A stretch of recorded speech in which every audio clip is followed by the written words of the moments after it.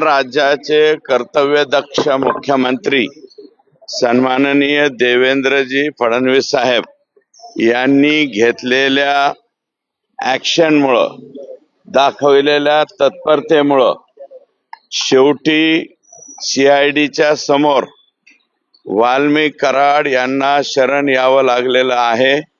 प्रथमतः मी राज्याच्या मुख्यमंत्र्यांचं इतकं कणखर निर्णय आणि धडाधड निर्णय घेतले त्याबद्दल त्यांचं मी मनापासून या ठिकाणी आभार मानतो।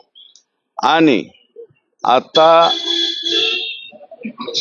त्यांच्या प्रॉपर्टी सीज करण्याच्या संदर्भात जे CID म्हणजे परत CIDचे IG, त्यांचे SP, DYSP आणि अन्य सहकारी ज्यांनी त्यांच्या पाठीमागं फार जोरामध्ये लागले आणि त्यांना शरण येण्यास भाग पाडलेलं आहे।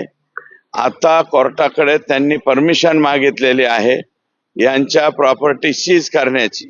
साधारणतः या आठवड्यामध्ये किंवा जास्तीत जास्त पुढच्या आठवड्याच्या ही न्यायालयीन बाब आहे, त्याच्यावरती मी टिप्पणी करू इच्छित नाही, परंतु लवकरात लवकर त्यांच्या प्रॉपर्टीज ह्या अटॅच झाल्या पाहिजेत। प्रॉपर्टीज अटॅच झाल्याशिवाय अन्य गुन्हे जे हे आका करत होते ते उघडे पडणार नाहीत।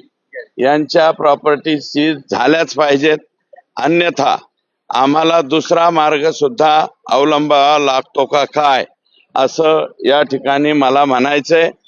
आणि या ठिकाणी आणखी 3 आरोपी, ज्यामध्ये सर्वात सुदर्शन घुले हा जो प्रमुख आरोपी आहे, ज्याने सुरुवातीला संतोष देशमुख यांना गाडीच्या खाली खेचून डायरेक्ट तिकडे गाडीमध्ये, त्यांच्या गाडीमध्ये कोंबलेला आहे। आणि मारहाणीमध्ये सुद्धा सर्वाधिक जास्त तो आणि प्रतीक घुले या दोघांनी त्या ठिकाणी जास्त ऍक्शन घेतलेली आहे।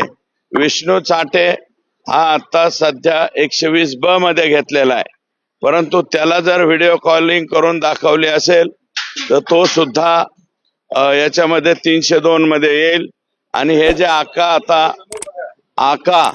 शरण आलेले आहेत, शरण आलेले आका हे 100% जर 120B मध्ये तर येतीलच, पण माझा अंदाज आहे हे जर काही त्यांनीही व्हिडिओ कॉल पाहिला असेल तर ते सुद्धा 302 मध्ये या ठिकाणी